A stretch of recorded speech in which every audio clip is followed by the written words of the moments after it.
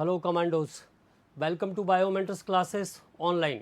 और जो यूनिट हम लोग डिस्कस कर रहे हैं वो है केमिकल थर्मोडायनामिक्स। तो थर्मोडायनामिक्स में अभी तक हम लोगों ने काफ़ी कुछ डिस्कस कर लिया है। ठीक है, कल हम लोगों ने लास्ट लेक्चर में हमने प्रेशर वॉल्यूम के बारे में, प्रेशर वॉल्यूम वर्क के बारे में डिस्कशन किया और उसके बाद फिर एंथैल्पी को भी डिस्कस कर लिया था।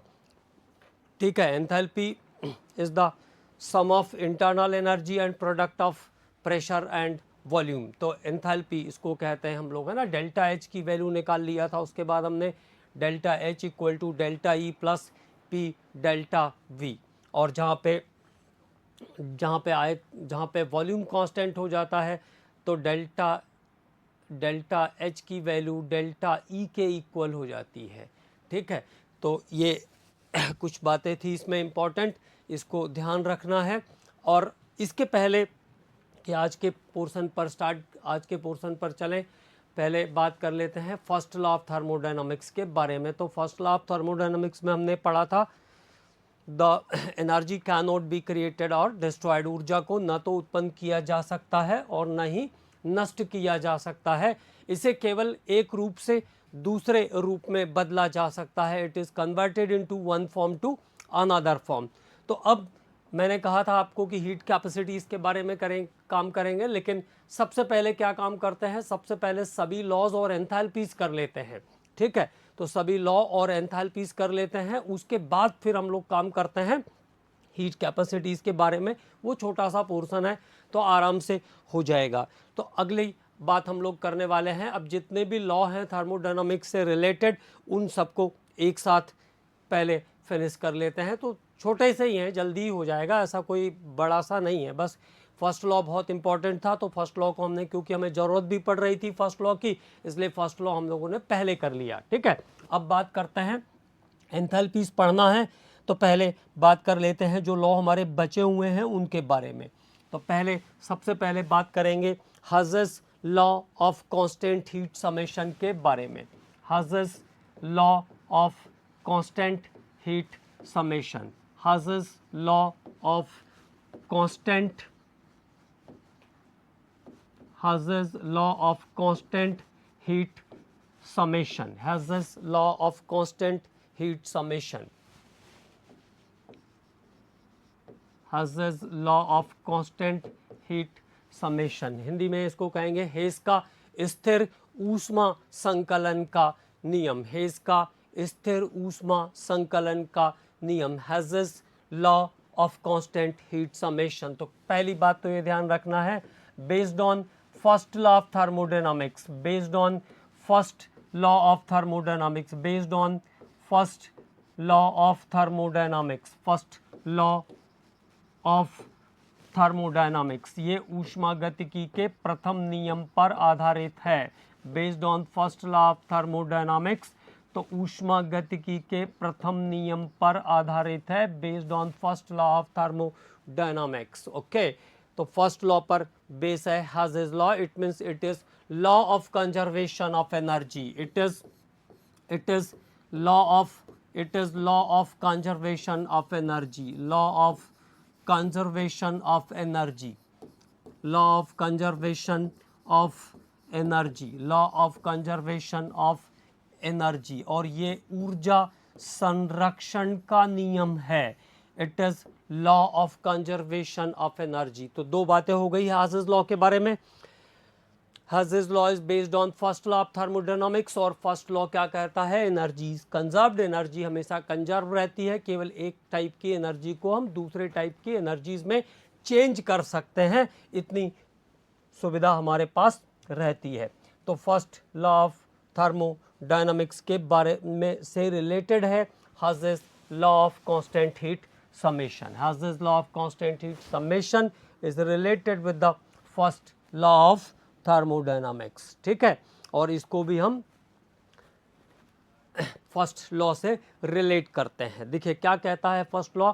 अब हाजेस लॉ क्या कहता है, द हीट एब्जॉर्ब और इवॉल्व, द हीट एब्जॉर्ब और evolve in a given chemical reaction, the heat evolved or absorbed in a given chemical reaction is the same whether the process takes place in single step by single method or in number of steps by number of method। मतलब किसी process को हम अगर same reactant से same product पर जा रहे हैं, रिएक्टेंट और प्रोडक्ट कैसे हैं, सेम है, तो उस प्रोसेस में अगर आप उसको सिंगल स्टेप में कन्वर्ट कर दो, इट मीन्स डायरेक्टली कन्वर्ट कर दो, या आप बहुत सारे स्टेप में उसको कन्वर्ट करो, दोनों ही सिचुएशन में जो हीट इवॉल्व या हीट एब्जॉर्ब होगी वो कैसी होगी, सेम होगी।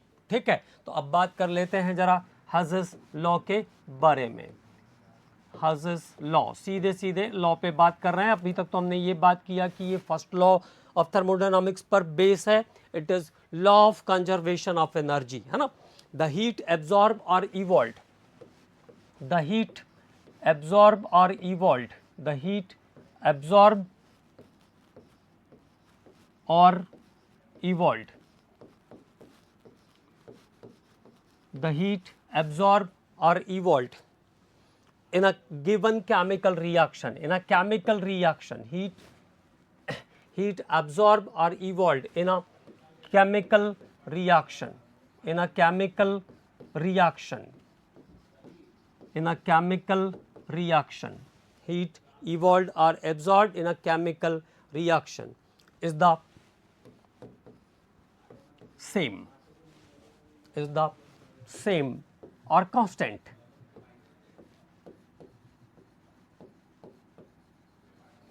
is the same whether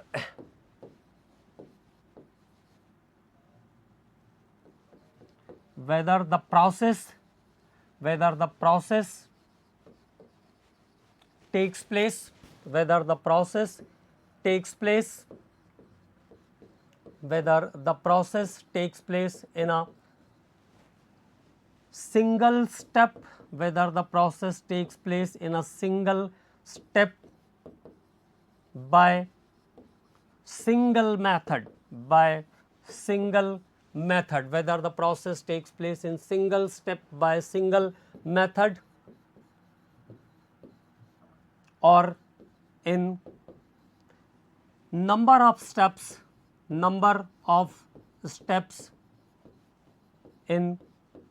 number of steps, whether the process takes place in single step by single method or in number of steps by number of methods, by number of methods, by number of methods। Okay, तो clear हो गई बात।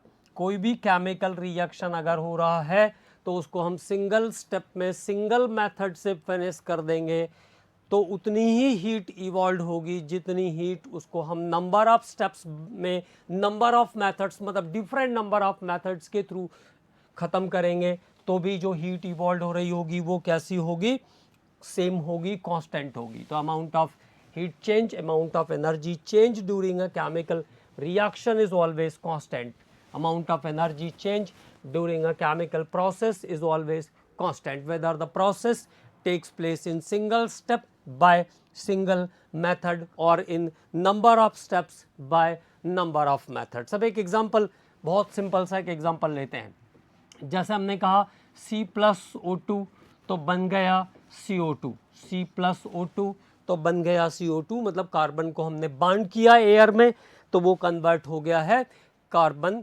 Dioxide में। Carbon is bound in air to form carbon dioxide. Okay, तो यहाँ पर 94 kilo calories, 94 kilo calories heat का change होता है। तो डेल्टा एच की वैल्यू कैसी हो जाएगी, -94 किलो कैलोरी। एक्सोथर्मिक रिएक्शन है तो डेल्टा एच इसका माइनस साइन से आएगा, तो -94 किलो कैलोरीज इसका हीट चेंज हो गया। तो C+O2 गिव CO2 और डेल्टा एच की वैल्यू कितनी है, -94 किलो कैलोरीज।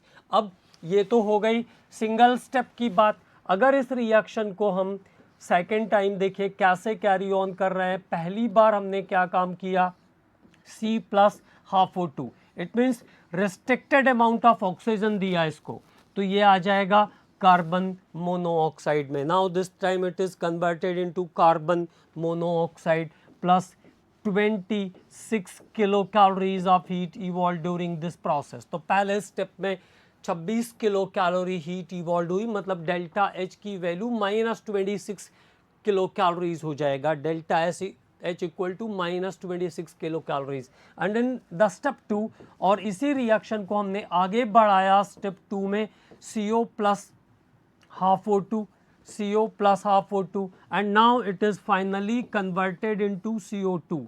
तो यहाँ पे जो एंथैल्पी चेंज होगा, दिस इज 68 किलो कैलोरीज। तो 68 किलो कैलोरीज हीट इवॉल्व हुई। अब अगर आप दोनों स्टेप में होने वाले एंथैल्पी चेंज को जोड़ देते हैं, दोनों स्टेप में होने वाले एंथैल्पी चेंज को जोड़ देते हैं, तो कितना आ जाएगा, +94 का हीट आ जाएगा। तो डेल्टा एच की वैल्यू कैसी आ जाएगी, -94 किलो कैलोरीज। डेल्टा एच की वैल्यू कितनी आ जाएगी, -94 किलो कैलोरी। तो कार्बन को जब हमने एक्सेस ऑफ हीट दे करके, एक्सेस ऑफ ऑक्सीजन दे करके सिंगल स्टेप में बांड किया, कार्बन को जब हमने एक्सेस ऑफ ऑक्सीजन दे करके सिंगल स्टेप में बांड किया, तो जो हीट इवॉल्व हो रही थी वो कितनी थी, delta H equal to -94 kilo calories. अब दूसरी बार हमने क्या किया, कार्बन को हमने रिस्ट्रिक्टेड अमाउंट में ऑक्सीजन दिया और पहले बार उसको कार्बन मोनोऑक्साइड में चेंज किया, तो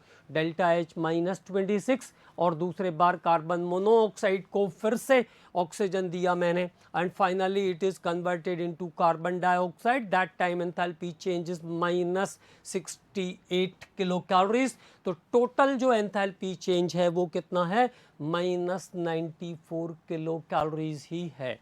तो अगर कार्बन से कार्बन डाइऑक्साइड बनाना है तो सिंगल स्टेप में जाएं या बहुत सारे स्टेप्स यूज़ करें आप, जो एंथैल्पी चेंज होगा, जो एनर्जी चेंज होगी वो कांस्टेंट रहेगी, वो सेम रहेगी। This is called Hess's law of constant heat summation. इसको हम कहते हैं हेज़ का स्थिर ऊष्मा संकलन का नियम। ठीक है, तो ये बात क्लियर, इसको ध्यान रखना, ये बहुत इंपॉर्टेंट है। ठीक है, और ये फॉर्मेशन की एंथैल्पीज निकालने के लिए भी यूज़ होगा, डिफरेंट फंक्शन में इसका हम यूज़ करते हैं।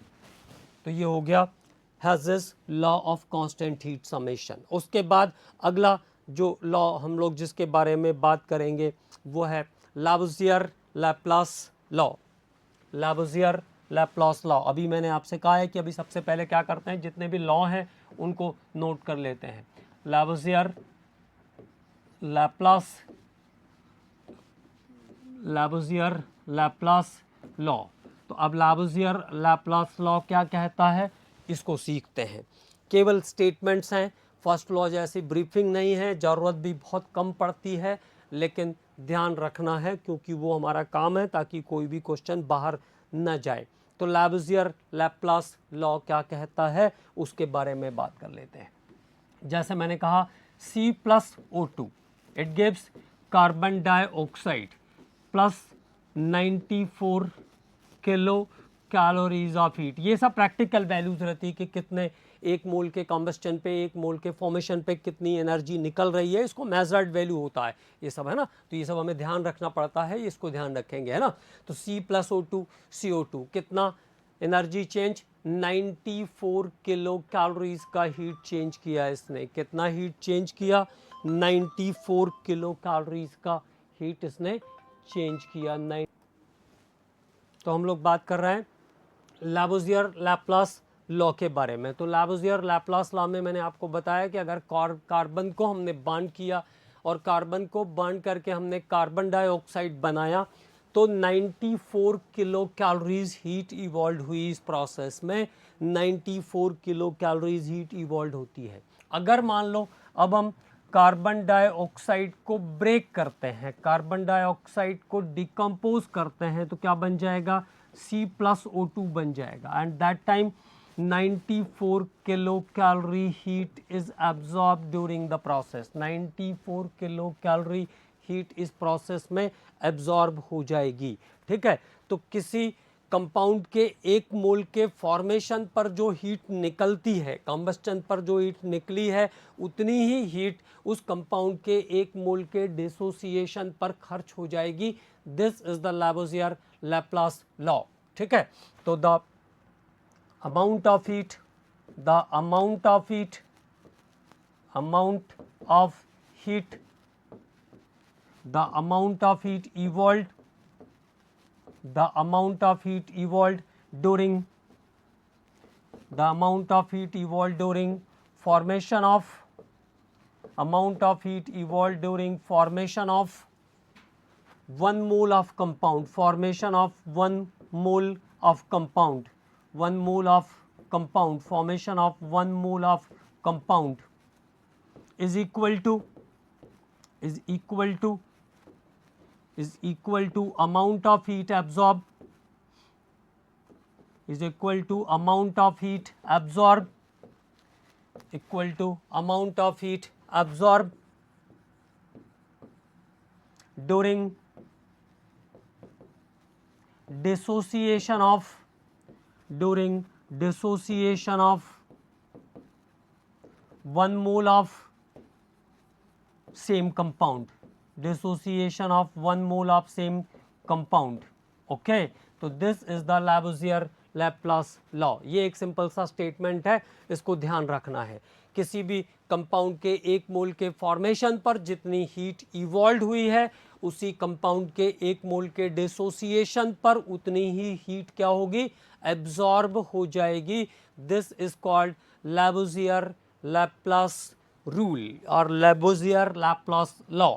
ठीक है, तो ये सेकंड लॉ हो गया आपका। पहला हो गया Hess's law of constant heat summation और सेकंड लॉ हो गया आपके पास लैवोसियर लैप्लास लॉ। अब हम लोगों ने फर्स्ट लॉ तो कर लिया था, लेकिन second law, third law, zeroth law ये सब छोड़ दिया था, उस समय काम नहीं था। अब काम पड़ेगा या नहीं पड़ेगा, लेकिन हम लोग इसको लिख लेते हैं। ठीक है, तो अब बात कर लेते हैं सेकंड लॉ ऑफ थर्मोडायनामिक्स की पहले। तो second law of thermodynamics, second law of thermodynamics, second law of thermodynamics, second law of thermodynamics, ऊष्मागतिकी का द्वितीय नियम, सेकंड लॉ ऑफ थर्मोडायनामिक्स। तो ये फर्स्ट लॉ जैसा है नहीं, इसमें डिफरेंट साइंटिस्ट ने अलग अलग स्टेटमेंट रिक्वायरमेंट के अकॉर्डिंग कलेक्ट कर दिया है। ठीक है, तो पहली बात, पहला जो स्टेटमेंट आया वो है क्लासियस का।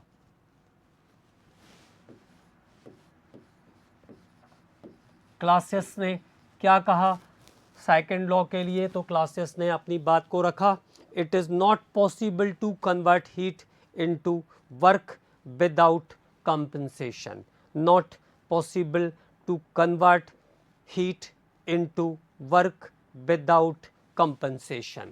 It is not possible, it is not possible, it is not possible to convert, not possible to convert heat, not possible to convert heat into work, heat into work without compensation, without compensation, heat into work without compensation. तो this statement was given by the classes. तो classes ने second law को कैसे define करने की कोशिश किया, it is not possible to convert heat into work without compensation. Okay, तो ये स्टेटमेंट दिया क्लासेस ने। अगला स्टेटमेंट देखते हैं, सेकंड लॉ में और क्या क्या स्टेटमेंट है उनके बारे में भी बात कर लेते हैं। तो अगला स्टेटमेंट आ रहा है बोल्ट्जमैन का। बोल्ट्जमैन ने क्या कहा,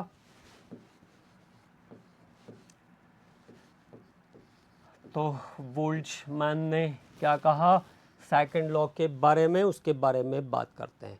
all spontaneous process are naturally occurring, ये बात सभी को पता है। All spontaneous, all spontaneous process, सभी स्वतः प्रक्रम प्राकृतिक रूप से संपन्न होते हैं। All spontaneous process are naturally occurring, naturally occurring, स्वतः संपन्न होते हैं। All spontaneous process are naturally occurring process. ठीक है, सभी स्वतः प्रक्रम प्राकृतिक रूप से संपन्न होते हैं। Without any external force, without any external force, without any external force, इनके लिए किसी बाह्य दाब की जरूरत नहीं होती है। विदाउट एनी एक्सटर्नल फोर्स, तो जितने भी स्पॉन्टेनियस प्रोसेस हैं सब कैसे हैं, नेचुरली ऑकरिंग हैं और इनके लिए किसी एक्सटर्नल फोर्स की जरूरत नहीं पड़ती है। ये है सेकंड लॉ का बोल्ट्जमान स्टेटमेंट। एक और स्टेटमेंट है इसमें, वो एंट्रोपी से रिलेटेड है, तो उसके बारे में भी बात कर लेते हैं। ठीक है, एंट्रोपी का मतलब होता है डिसऑर्डर, आगे आएगा एंट्रोपी। तो डिसऑर्डर का जिस क्वांटिटी से हम मेजरमेंट करते हैं, measurement of disorder of system squad entropy, measurement of disorder of system squad entropy, जिससे हम डिसऑर्डर निकालते हैं। जैसे मान लो वाटर की हम बात करें, वाटर मॉलिक्यूल्स की बात करें, तो सॉलिड स्टेट में वो क्लोजली पैक्ड होगा, लिक्विड में थोड़ा स्मूथ हो जाएगा और गैसेस में उसके मॉलिक्यूल्स एकदम से अलग अलग हो जाएंगे। तो डिसऑर्डर कैसा होगा, सॉलिड में सबसे कम, फिर लिक्विड में सॉलिड से ज़्यादा और गैसेस में लिक्विड से भी ज़्यादा। मतलब अगर स्टेट चेंज हो रही है solid to liquid, liquid to gas, तो डिसऑर्डर बढ़ जाएगा, डिसऑर्डर बढ़ जाएगा तो एंट्रोपी भी बढ़ जाएगी। तो ये है एंट्रोपी।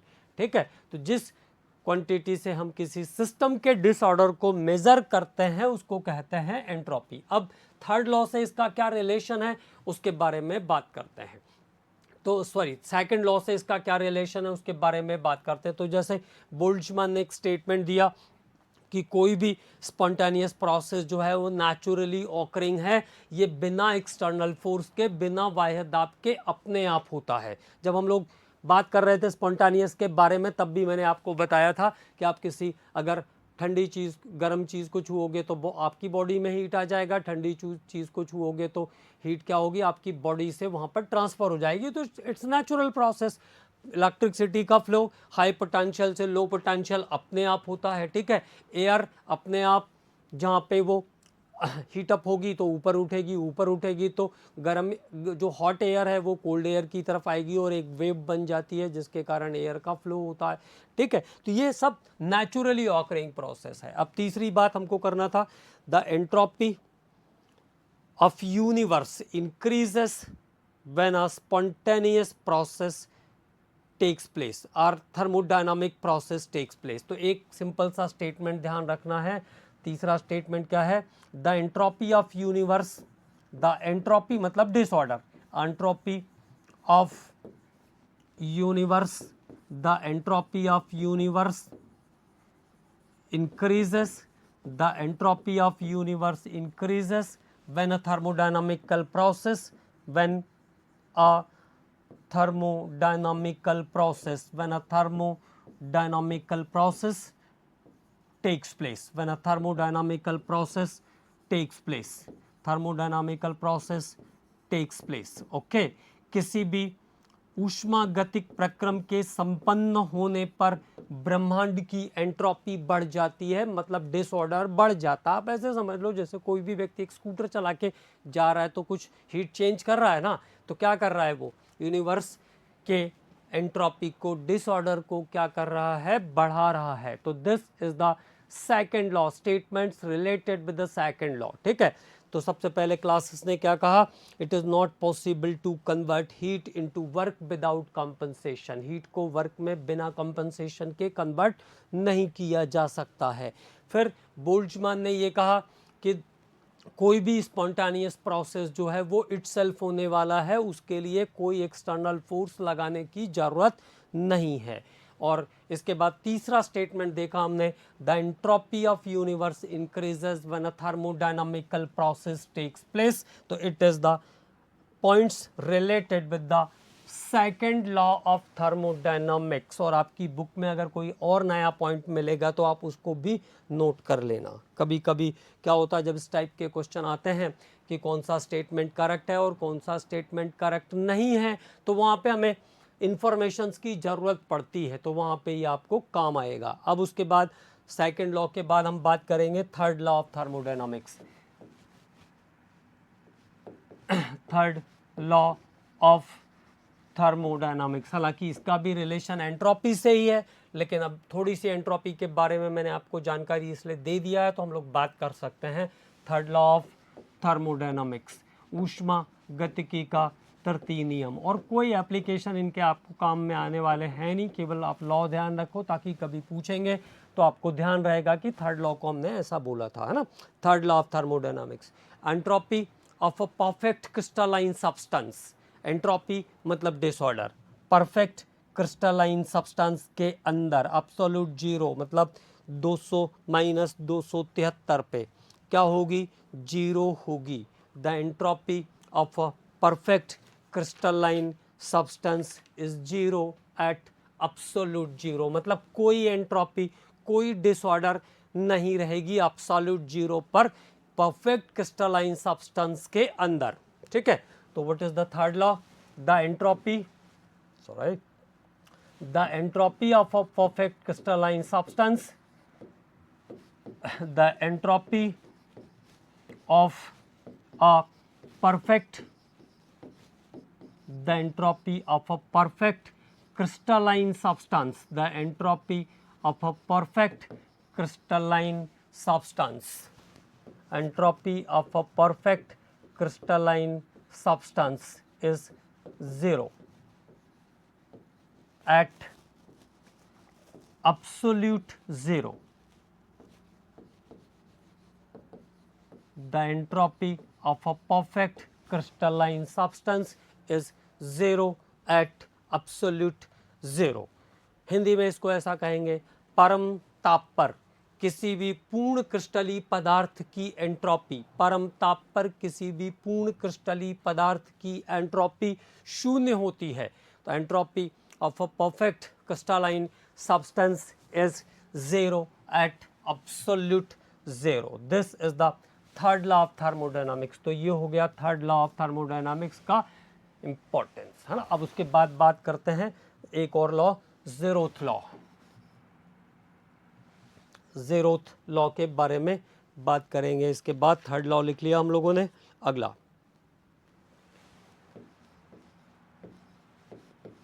Zeroth law. तो अब ज़ेरोथ लॉ को थोड़ा समझते हैं। क्या कहता है ज़ेरोथ लॉ, शून्यवां नियम इसको कहेंगे हिंदी में, है ना। मान लीजिए दो सब्सटेंसेस हैं, दो बॉडीज है ए और बी, दो फ्रेंड्स हैं ए और बी। ठीक है, अब एक और नया पर्सन है सी। A is the friend of C, ए सी का दोस्त है और सी ए का दोस्त है। ठीक है, और ए बी का भी दोस्त है और बी ए का दोस्त है। तो क्या पॉसिबिलिटी दिख रही है आपको इसमें, बी और सी भी क्या हो जाएंगे, दोस्त हो जाएंगे। बी और सी भी दोस्त हो जाएंगे, कभी ना कभी तो साथ में मुलाकात होगी ना। तो B and C are also friends. तो बी और सी भी कैसे हो जाएंगे, एक दूसरे के दोस्त बन जाएंगे आगे चलकर, है ना। जब दोनों की साथ में मुलाकात होगी, कभी ए और सी बी से मिलेंगे तो फ्रेंडशिप के चांसेस रहेंगे, है ना। तो अब देखो ज़ेरोथ लॉ क्या कहता है, two bodies A and B are separately in thermal equilibrium. मतलब ऐसा था, A is the friend of C, B is also friend of C, A is friend of C, B is also friend of C, then A and B are also friends. Okay, तो जब मैंने कहा, क्या कहा, two bodies A and B, दो पिंड अलग अलग, separately, two bodies A and B are separately is in thermal equilibrium with body C. दो बॉडी ए और बी सेपरेटली बॉडी सी के साथ थर्मल इक्विलिब्रियम में हैं, तो बॉडी ए और सी भी क्या हो जाएंगे, ए और बी भी क्या हो जाएंगे, थर्मल इक्विलिब्रियम में आ जाएंगे। बॉडी ए और बी भी फाइनली थर्मल इक्विलिब्रियम में आ जाएंगे। ठीक है, तो this is the zeroth law. two bodies are separately, two bodies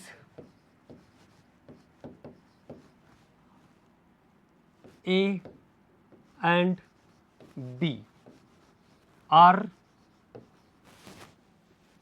separately in thermal equilibrium. Thermal equilibrium. Two bodies A and B are separately in thermal equilibrium with a body C. With a body C. दो पिंड या दो पिंड, एक A और B किसी पिंड C के साथ तापीय साम्यावस्था में हैं.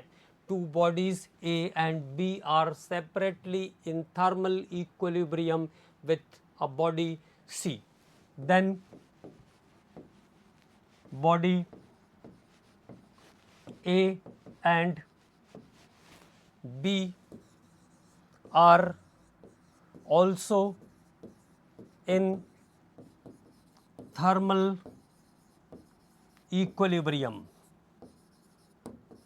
Body A and B are also in thermal equilibrium. तब बॉडी A और B भी एक दूसरे के साथ क्या हो जाएगा, थर्मल इक्विलिब्रियम में आ जाएंगे. Two bodies A and B are separately in thermal equilibrium with body C. Then body A and B are also in thermal equilibrium. तो कुछ टाइम के बाद A और B भी थर्मल इक्विलिब्रियम में आ जाएंगे. It is about the zeroth law. तो ये आपका सभी लॉज का कलेक्शन हो गया एक साथ, है ना, साइमल्टेनियस कर लिया हमने. हालांकि कॉन्सेप्ट अलग अलग थे लेकिन फिर भी सबको एक साथ लिख लिया ताकि कहीं मिस ना हो जाए और भूल ना जाए कि कौन सा क्या कहाँ पे लिखा है, इसलिए एक साथ कर दिया सबको मैंने. अब बात करेंगे हम लोग डिफरेंट टाइप्स ऑफ एंथैल्पीज के बारे में. About the different types of enthalpies, विभिन्न प्रकार की एंथैल्पियों के बारे में बात करेंगे. The different types of enthalpies के बारे में बात करने वाले हैं हम लोग कि किस किस टाइप की एंथैल्पी होती है. तो बहुत सारे टाइप की एंथैल्पीज हैं, उनके बारे में बात कर लेते हैं.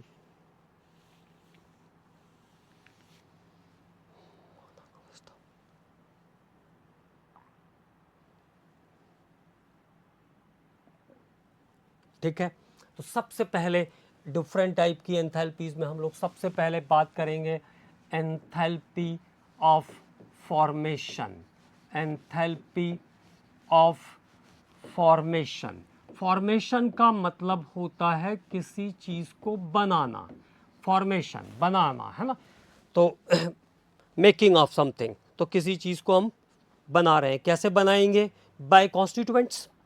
बाय कॉन्स्टिट्यूएंट्स, उसके घटक को मिला के बनाएंगे. जैसे मुझे CO2 चाहिए तो मैं क्या करूँगा, C+O2, कार्बन और ऑक्सीजन को बर्न करूँगा और CO2 बना लूँगा. ठीक है, तो enthalpy of formation is what, amount of enthalpy change. Amount of enthalpy change. Enthalpy change कहने का मतलब है डेल्टा H नेगेटिव या पॉजिटिव दोनों हो सकता है. डेल्टा H नेगेटिव या पॉजिटिव दोनों हो सकता है. तो amount of enthalpy change when one mole of substance, when 1 mole of substance, amount of enthalpy change when 1 mole of substance is formed by its constituents. 1 mole of substance is produced by its constituent, ऐसा भी कह सकते थे हम. 1 mole of substance is formed by its constituents. 1 mole of substance is formed by its constituent. किसी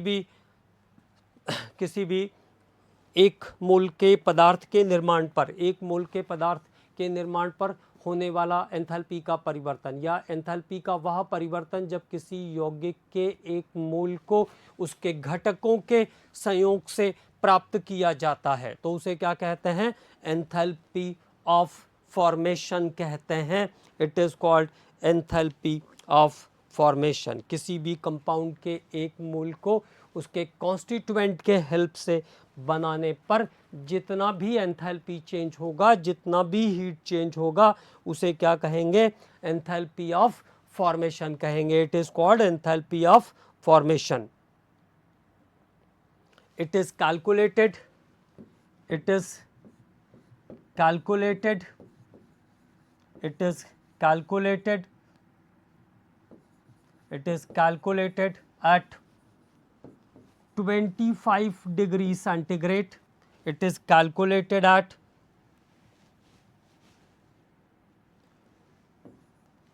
25 degree centigrade, 1 atmospheric pressure, 1 atmospheric pressure in standard state of a compound, in standard state, in standard state, standard state। तो 25 degree centigrade पर एक वायुमंडलीय दाब और 25 degree centigrade पर तत्व के मानक अवस्था के लिए इसकी गणना की जाती है। ये ध्यान रखना है, मतलब 25 डिग्री सेंटीग्रेड और 1 एटमॉस्फेरिक प्रेशर पर वहाँ पर कोई एंथैल्पी का चेंज नहीं होना चाहिए। ठीक है। और जो फॉर्म किसी कंपाउंड का स्टेबल फॉर्म होता है, stable form of compound, stable form of substance, stable form of substance, stable form of substance, stable form of substance, stable form of substance, stable form of substance is called standard state, is called standard state, standard state, standard state। किसी भी substance का जो stable form होता है उसको कहते हैं standard state. जैसे ग्रेफाइट कार्बन का स्टेबल फॉर्म है तो ग्रेफाइट कार्बन का स्टैंडर्ड स्टेट है, लेकिन डायमंड कार्बन का स्टैंडर्ड स्टेट नहीं है। ये ध्यान रखेंगे, क्योंकि इस कंडीशन में डायमंड के बनाने पर 1.89 किलो जूल एंथैल्पी चेंज हो जाती है। इसी टेम्परेचर पर अगर डायमंड बनाएंगे तो 1.98 किलो जूल एंथैल्पी चेंज होगी। और मोनोक्लाइनिक सल्फर अगर बनाते हैं तो 0.298 किलो जूल एंथैल्पी चेंज करता है। मतलब क्या ध्यान रखेंगे, एक लाइन और लिख देता हूं मैं, तो फिर से एक बार पहले बात कर लेते हैं। Amount of enthalpy change when 1 mole of substance is formed by it's constituent.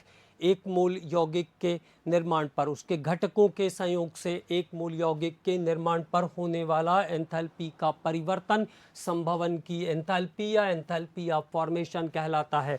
It is calculated at 25 degree centigrade and 1 atmospheric pressure. इसकी कैलकुलेशन हम 25 डिग्री सेंटीग्रेड और 1 एटमॉस्फेरिक पर प्रेशर पर करते हैं in the standard state of substance, in the standard state of the substance. Standard state का मतलब क्या है?